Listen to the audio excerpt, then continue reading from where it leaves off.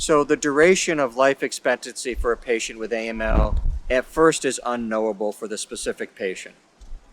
Of course, we have population data, but that's only goes so far in understanding the individual patient, because we talked a lot already about the disease factors, but that has to be complemented by the specific patient. How healthy is the patient? What are the patient's goals?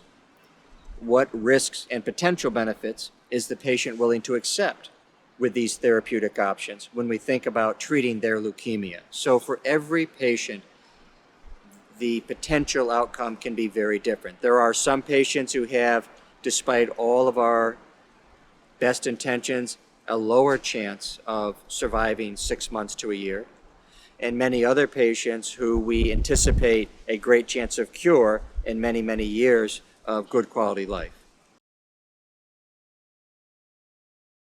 Of course, the life expectancy varies tremendously based upon these genetic subgroups. For instance, if a younger person comes in and has one of these better risk chromosome abnormalities, like an 821 translocation or inversion 16, we know that they have got about a 60 to 65% chance of being cured with standard chemotherapy.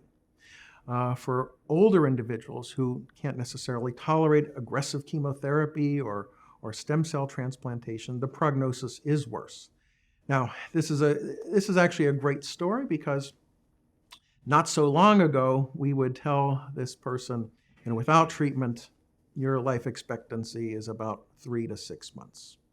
And there was a lot of research done in looking at lower intensity types of treatments for older individuals in particular, or even those patients who had medical problems and couldn't tolerate aggressive chemotherapy.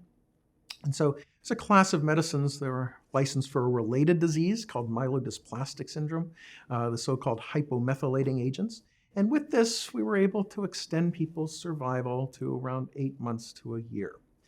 And most recently, there's been a medication licensed called venetoclax that we add to this that now has extended people's survival even further.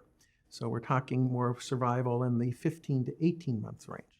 We need to do better, obviously, and in fact, we're now building on this as a foundation to add additional drugs that don't necessarily have overlapping side effects, but hopefully we can improve upon this. So we can cure some people with AML, others we can certainly extend their life, but the individual prognosis really varies greatly based on age and based on these chromosomal and genetic abnormalities that we've talked about.